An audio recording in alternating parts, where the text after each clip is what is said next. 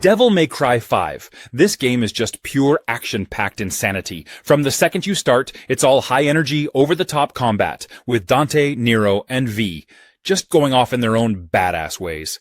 The combat is smooth as hell, and juggling demons in the air while pulling off combos? So satisfying. I mean, it makes you feel like you're some rockstar demon hunter every second you're playing. And can we talk about the characters for a second? Dante is, of course, the legend, and his attitude is just as cocky and hilarious as ever. But I gotta say, Nero's new arm mechanic is awesome. You can pull off so many different moves with his devil breakers, and it adds a whole new layer to the combat. I love how every arm has its own unique feel, whether you're blasting enemies or zipping around the battlefield. Then there's V. At first, I wasn't sure what to think of him, but his combat style is so unique. Controlling demons to do the fighting while you hang back? It's weird at first, but when you get the hang of it, it's pretty damn cool. He's like this mysterious, edgy dude, but in a fun way. The boss fights, though? Incredible. Every boss has this epic scale to it, and the game is great at making each fight feel intense without being frustrating. And the way the music kicks in when you're doing well? That's gotta be one of my favorite parts. The dynamic soundtrack literally gets better the more stylish you get, so it's like the game is rewarding you for being awesome. Honestly, DMC5 has some of the tightest, most fluid combat I've ever played in an action game. Hitman 3. Now this is a game that just gets the whole stealth genre right. I love how it puts you in the shoes of Agent 47, and suddenly you feel like this ultimate, cool-headed assassin. What makes it special is the freedom it gives you to approach every mission how you want. Like, you're dropped into these huge, intricately designed sandboxes, and then it's up to you to figure out how you're going to take down your targets. Do you go all stealthy, blend into the crowd, and take your time? Or do you throw caution to the wind, cause chaos, and improvise? Either way, it's a blast. The level design in Hitman 3 is just genius. I'm still thinking about the Dubai mission, starting at the top of that skyscraper. Looking out over the city from a literal cloud level, it's breathtaking. And then there's the Dartmoor level, which is like something straight out of a detective novel. You can actually pose as a detective investigating a murder while planning a murder.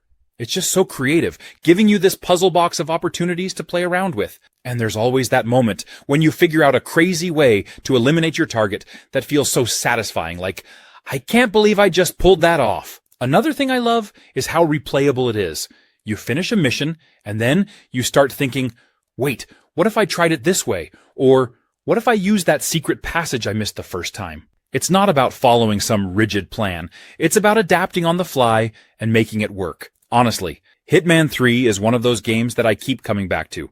It's smart, stylish, and just a ton of fun. Star Wars Jedi Survivor.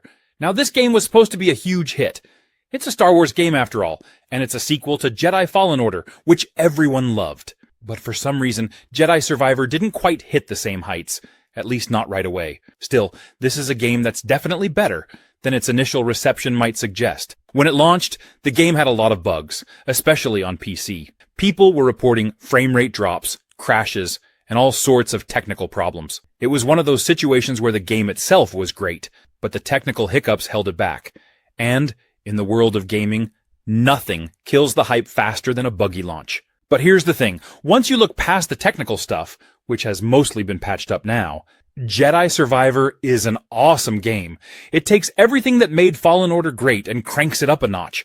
The combat is even more fluid and fun, with new lightsaber stances that let you really customize how you play. Whether you want to go full-on double-bladed action or switch between blasters and sabers, the game gives you options, and it all feels so good. And the exploration. It's even better this time around. The planets in Jedi Survivor are bigger, more open, and filled with secrets to discover. The Metroidvania-style design is back, so you'll be unlocking new abilities and returning to areas to access previously locked-off sections. Jedi Survivor is a beautiful game. The environments are diverse and visually stunning. You definitely don't want to sleep on this one.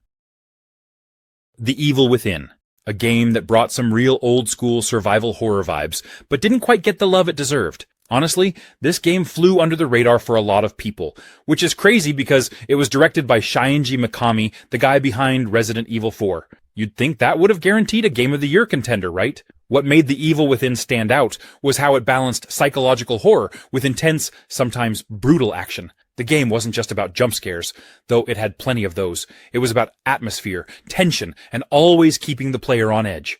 You never felt safe, which is what survival horror should be all about. And the world?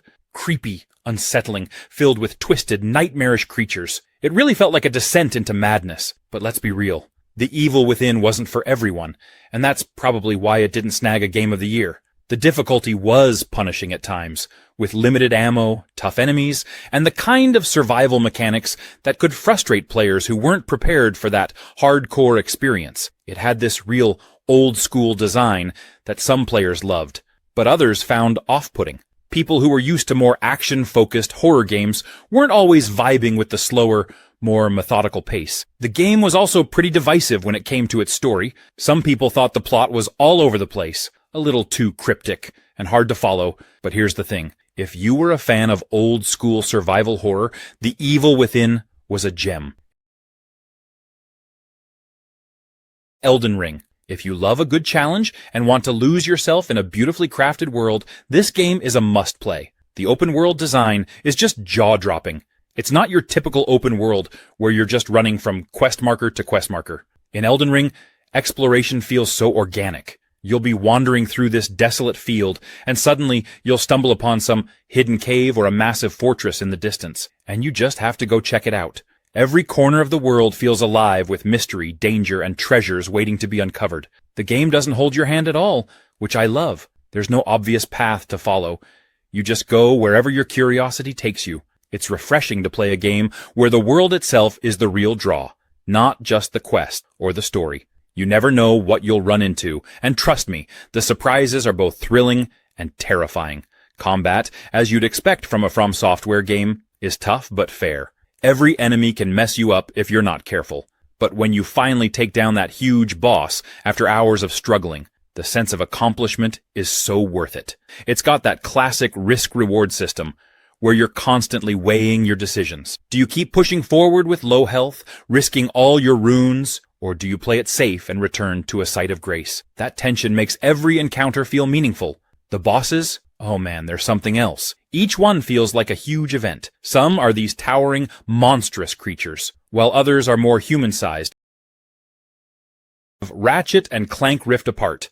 This game is like a massive playground of imagination. I'll start by saying that if you're a fan of eye-popping visuals, crazy weapons, and charming characters, this is a must-play. Right from the start, you're thrown into this super vibrant, animated world. And when I say vibrant, I mean vibrant. The visuals here are insane. It's honestly like playing through a Pixar movie. The combat is chef's kiss. You have this insane arsenal of weapons, and each one is wilder than the last. I mean, only Ratchet and Clank could come up with weapons like a gun that turns enemies into plants. That's right, you can go full botanist on some evil aliens. There's this fun balance where you have to keep switching weapons, and because they're all so unique, combat never feels repetitive. Plus, upgrading them is addicting. You're always excited to see what ridiculous upgrade you'll unlock next. The game somehow keeps you on your toes, thinking, okay, what can I do next to make this even crazier? And let's talk rifts for a second, because they're just so clever. You've got these dimensional portals that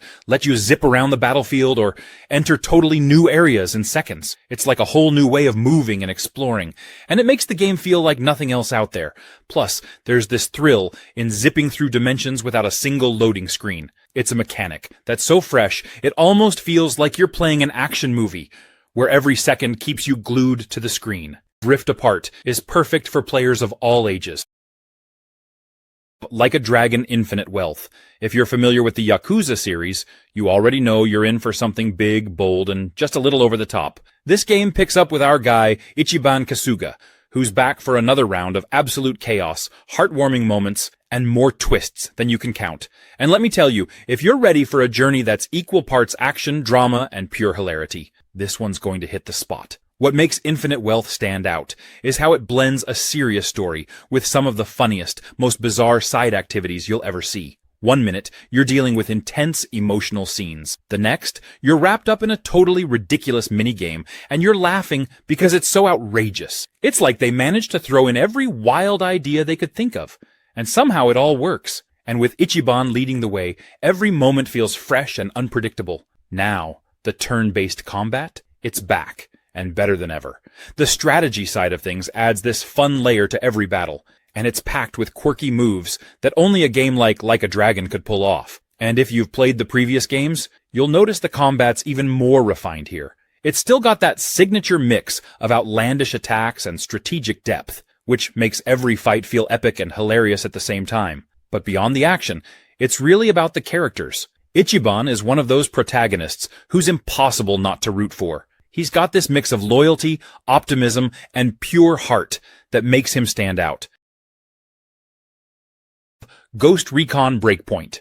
Ubisoft had a pretty solid reputation with the previous game, Ghost Recon Wildlands, so expectations were high for this one. But when Breakpoint dropped, it was met with a ton of criticism. People were upset with everything, from the bugs and glitches to the live service elements and microtransactions. Some felt the game had drifted too far from what made the Ghost Recon series great, tactical, squad-based military action. A lot of the backlash was around the game's focus on looter-shooter mechanics. Fans of the series weren't too happy about the addition of gear scores and loot systems, which felt more like something out of the Division rather than a tactical military shooter. That shift towards a more RPG-like system was jarring for longtime fans, and many felt it took away from the realism and immersion they loved about the franchise. Another big complaint was the lack of AI teammates at launch, which had been a staple in past Ghost Recon games. Instead, you were forced to play solo or with real players in co-op, and that left some players feeling like the experience was incomplete. But here's the thing.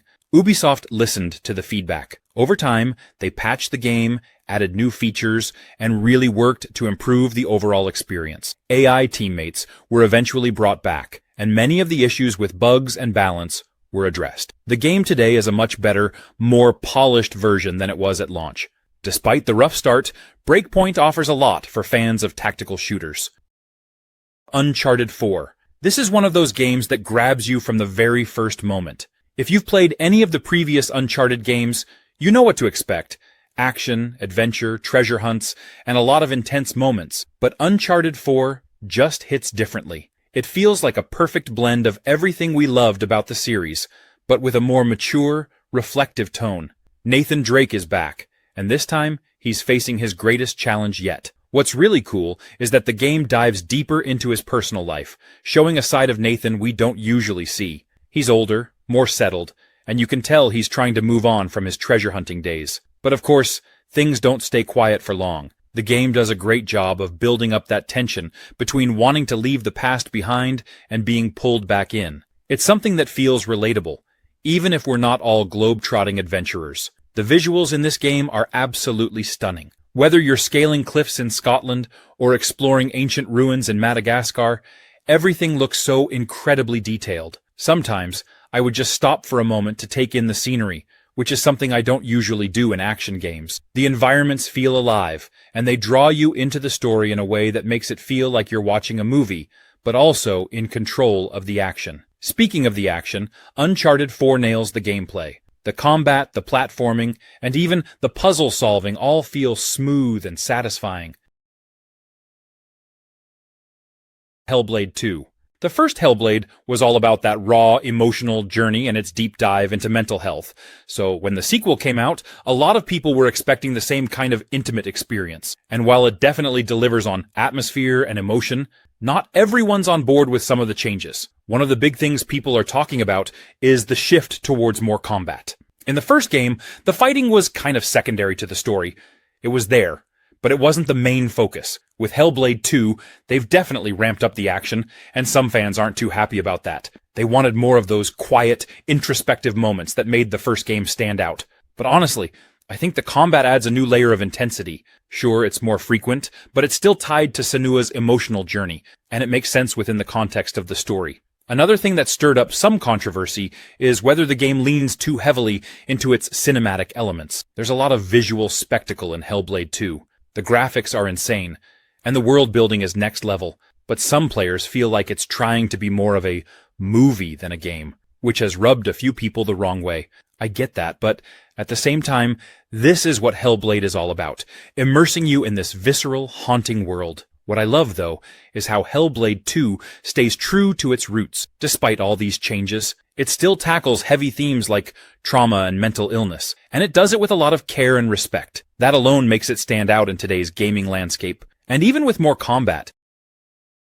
Sekiro. I went in this game expecting something similar to Dark Souls, but nope. Sekiro has its own thing going on. It's all about timing, parrying, and mastering patience. You can't just hack your way through this one, but when you finally land that perfect parry, or take down a boss that's been wrecking you, it's the most satisfying feeling ever. The combat is so tight and precise. I love how it's focused more on skill than stats. Every fight feels like a proper duel, especially with that posture system. Instead of just slashing away, you're breaking down their defense to land that killer blow. It's a challenge, but man, when you get the rhythm down, it's amazing. And that grappling hook, dude, it's such a game changer. You feel like a legit ninja, zipping around trees, rooftops, and sneaking up on enemies from above. I can't count how many times it saved me from getting killed. It just makes exploring the world way more fun. Speaking of the world, the whole setting in feudal Japan is stunning. The environments are so detailed, from peaceful bamboo forests to war-torn castles. Every area has this mysterious beauty to it, and as you explore, you start piecing together the lore, which is so From Software in the best way. Now, I won't lie, Sekiro is hard. It can be brutal, but in a good way. I've died more times than I care to admit, but each death feels like a lesson. You can't just rush in. You've got to learn your enemy's moves, find their patterns, and perfect your timing. And when you do, it's like reaching some kind of gamer zen. Avowed. If you've ever wished to dive headfirst into a world where magic feels tangible, choices truly matter, and exploration is practically begging you to get lost in it, this game is exactly what you're looking for. Now, here's the thing about Avowed.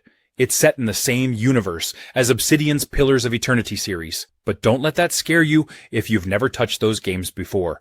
You don't need prior knowledge to jump in and enjoy what Avowed has to offer. Think of it as a new doorway into this rich world, where you're given the freedom to shape your adventure the way you want. It's welcoming, accessible, and absolutely bursting with lore for those who want to dig deeper. One of the coolest parts of Avowed is how it handles magic and combat. This isn't just about flinging fireballs or swinging swords. You feel a genuine sense of connection to your arsenal. Whether you're crafting devastating spell combinations or making use of more traditional weaponry, the game makes every action feel purposeful. It's all about giving you tools to tackle challenges your way. You want to go in like a one-person army, prefer something sneakier or more methodical. That's on the table too. The game doesn't just hand you decisions. It throws you into situations that make you think. You're not just clicking dialogue options. You're shaping relationships, influencing factions, and, in many cases, questioning your own moral compass. It's like the game is daring you to leave your mark on its world. Exploration is another huge win here. Lords of the Fallen. Now here's a game that has an interesting story, but not in the way you'd expect. Because I'm talking about the story of how the game itself has been received. Lords of the Fallen is one of those games that came out swinging with big ideas, tried some bold moves, and got, well, a lot of hate for it. And honestly, most of it feels a bit unfair. This game came out in the shadow of Dark Souls, and, I mean, it's tough to go toe-to-toe with that. People immediately compared it to From Software's epic series, and, fair enough, Lords of the Fallen definitely wears its inspiration on its sleeve. It's got that dark fantasy look, tough-as-nails combat, and a focus on dodging, blocking, and timing your attacks. But here's the thing. Just because it shares a genre doesn't mean it's trying to be a Dark Souls clone. And this is where I think a lot of players missed the point. Where Lords of the Fallen shines is in its own take on the action RPG formula. It doesn't try to be as brutally difficult as Dark Souls. Instead, it aims for more accessibility, which is honestly a great thing. It makes this style of game way more approachable for players who might be new to the genre or just don't have the time to get good through dozens of hours of trial and error. Lords of the Fallen balances challenge with a little more leniency, which is refreshing. The combat itself is actually really satisfying. It's chunky and there's this real weight to every swing of your weapon. It doesn't have the razor-sharp precision of Dark Souls. The Surge. I went into it thinking, okay, another sci-fi post-apocalyptic action RPG. But it's so much more than that. The whole concept of this broken-down, futuristic factory setting is just awesome. It's gritty, industrial, and feels like everything is falling apart. which really adds to that sense of desperation as you're trying to survive. And honestly, the world building is better than I expected. You slowly uncover bits of the story as you explore, and the more you dig, the more you realize just how messed up everything is. Now, I've got to talk about the combat because that's really the star of the show here. It's tough, methodical, and every fight feels like it could be your last. But here's the twist that sets it apart. The whole targeting limbs mechanic. It's genius. You don't just hack and slash randomly. You're strategically aiming for enemy body parts. Want that awesome new arm gear? You better take it from your enemy. It makes every encounter feel like a high-stakes chess match, where you're constantly weighing the risk of going for the kill or trying to grab new loot. And the exosuit? Such a cool feature. It feels like you're wearing this clunky, powerful piece of machinery, and as you upgrade it, you can feel yourself getting stronger. But at the same time, the enemies ramp up in difficulty, so you're never too comfortable. It keeps you on your toes, for sure. Plus, the suit customization adds a ton of variety to the gameplay. So, yeah, the Surge is a gem.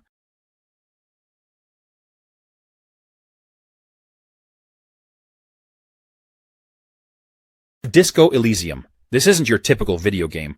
There are no epic boss fights, no laser shooting guns, and no saving the world from a galaxy-ending threat. What you get instead is a deeply personal, weirdly hilarious, and sometimes emotional journey that sticks with you long after the credits roll. The premise is simple. You wake up as a detective with the world's worst hangover and zero memory of who you are or what you're supposed to be doing. Oh, and there's a murder to solve. But trust me, it's so much more than just a crime story. This is a game about choices, messy, chaotic, and completely human choices. And the best part, it never judges you for them. In most games, failing means you reload your last save and try again. Not here. In Disco Elysium, failing is just another part of the story. Maybe you'll bungle an interrogation, or maybe your attempt at a dramatic speech will turn into an awkward disaster. Either way, the game rolls with it, and often, the failures lead to some of the funniest or most touching moments. The way the game handles morality and themes is another standout. It's not about being a good or bad detective. It's about being your detective. You can play as a bumbling fool, a philosophical genius, or even a complete mess of contradictions. And the game never forces you into a box. It's about exploring who you are in this broken world. And trust me, some of the outcomes from your choices are hilarious. If you're up for a journey that's more about the questions than the answers, give this game a shot. Guardians of the Galaxy. This one's interesting because it kind of had everything going for it, but for some reason, it didn't hit as big as people expected at launch. I mean, you've got one of the most beloved Marvel teams, a great developer, Eidos Montreal, and a focus on single-player storytelling, which is something a lot of people were craving, but when it dropped, it just didn't make the splash it should have. So, what happened? Well, for one, people were still feeling the aftershocks of Marvel's Avengers. That game didn't really land well with fans, and it made a lot of people skeptical about Guardians. Folks saw another Marvel game and thought, here we go again with another live service mess. Even though Guardians of the Galaxy is nothing like that. It's a totally single-player, story-driven experience with zero microtransactions or live service elements. But it got lumped in with Avengers, and that hurt its initial reception. Now let's talk about the controversial stuff. The characters. Some fans were thrown off because the game's versions of Star-Lord, Gamora, and the rest of the crew didn't look or sound like their MCU counterparts. If you're used to Chris Pratt as Star-Lord, or Zoe Saldana as Gamora, it might take you a second to adjust to these new interpretations, but once you do, you realize they're actually great. The writing is sharp, the dialogue is hilarious, and the chemistry between the Guardians is spot on. It feels like you're right there with them, and the banter between the team is one of the best parts of the game. The combat also got mixed reactions. Some people found it a little chaotic at first. Claire Obscure 33. This is an intricate and deeply atmospheric puzzle-adventure game that revolves around uncovering the truth. In a world shrouded in mystery and contrast, the game leans heavily into its mechanics, offering a blend of clever problem-solving and exploration that feels distinctly tailored for those who appreciate a cerebral challenge. It's a space where every element exists for a reason, demanding your attention to detail and rewarding your curiosity. Every area you explore challenges your perception, requiring you to think about space and perspective in ways that few other games dare to explore. The interplay of light and darkness serves as the foundation for its puzzles, turning even the simplest task into a layered and engaging experience. The puzzles here are methodically crafted, each one designed to push you just enough to keep you invested without ever feeling insurmountable. They rely on logic and experimentation, encouraging you to test boundaries and think creatively, whether it's manipulating objects, redirecting beams of light, or using shadows to your advantage. The game keeps its mechanics fresh by constantly introducing subtle twists that evolve as you progress. Exploration is a key part of the experience. Clair Obscur invites you to pay attention to every detail in your surroundings, as the world is filled with secrets waiting to be uncovered. This is not a game where you can rush from point A to point B. It rewards patience and observation. The Callisto Protocol. It's from Glenn Schofield, one of the co-creators of Dead Space, so if you know that series, you can expect a similar intensity here, with a unique twist that keeps things fresh. One of the things I love about this game is how it creates tension. It's not just jump scares, though there are a few really effective ones. It's that constant feeling of dread. You're almost always low on ammo and health, so every encounter with the twisted, mutated inmates of this prison feels like a struggle to survive.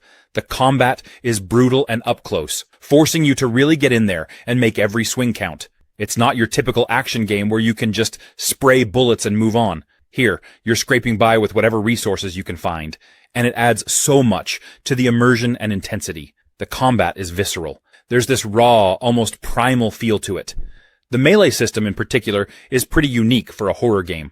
You actually have to get in close to bash these creatures, and it's terrifying in the best way. You're not just standing back with a gun. You're practically fighting for your life in every encounter, which makes the experience that much more intense. What really stands out, though, is how the game creates this balance between horror and sci-fi mystery. Sure, you're dealing with terrifying creatures and survival, but there's also this big, intriguing story underneath it all. Why did everything go wrong on Callisto? What's causing these transformations? The game does a great job of feeding you bits and pieces of the narrative as you go.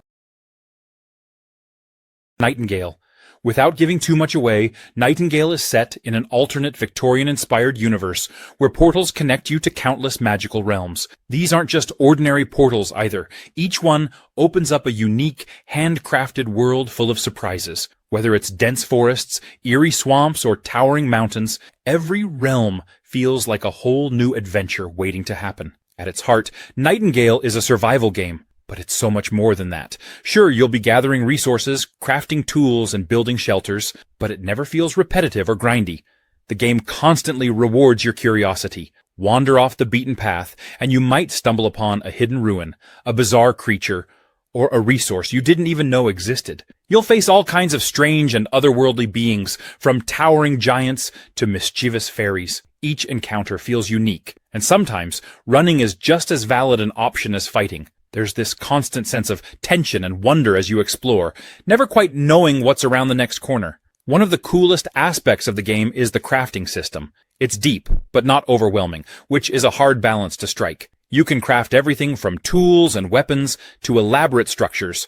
And let me tell you, building in this game is a treat. The structures you can create aren't just functional, they're gorgeous. Whether you're putting together a humble cabin or a sprawling Victorian estate, it always feels satisfying and personal. We have Crash Team Racing Nitro Fueled. This game is a pure adrenaline rush on wheels, a kart racing masterpiece that doesn't just pay homage to the classic, but revs it up for a new generation. It's all about fast-paced, chaotic racing with vibrant tracks, hilarious characters, and some truly wild power-ups that will have you laughing and yelling at the screen in equal measure. At its core, the game is an exhilarating ride through cleverly designed tracks filled with twists, jumps, shortcuts, and plenty of hazards to keep you on your toes. It's not just about racing, it's about mastering the art of drifting, boosting, and timing your power-ups perfectly to leave your rivals in the dust, or knock them off the track entirely. The controls are tight, intuitive, and wonderfully responsive, making every race feel like a test of skill rather than luck. The variety of characters is another big highlight. Every racer brings their own quirky personality to the game. with some fan favorites from the original making a comeback and a few fun surprises added to the roster. Customization takes things up a notch, letting you tweak your karts and characters with a ton of unlockable skins, decals, and wheels. It's a kart racing playground that lets you put your personal stamp on every race. Multiplayer is where the game really shines, whether you're battling it out online or settling grudges in split-screen mode. The chaos ramps up tenfold when you're playing against friends or strangers.